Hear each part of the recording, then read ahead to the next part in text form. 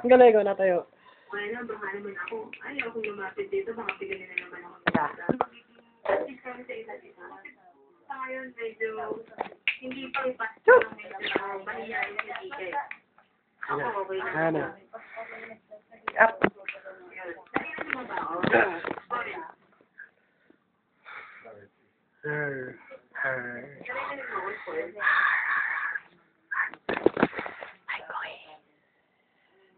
I mean, kasi iba yung sa room. Ay, sa room, hindi naman tayo nagkakita personally, di ba? Sa ano, hindi, baka mamaya si Nika, hindi natin ako kung ano, yun ako. Pero sa personal, hindi ako ganong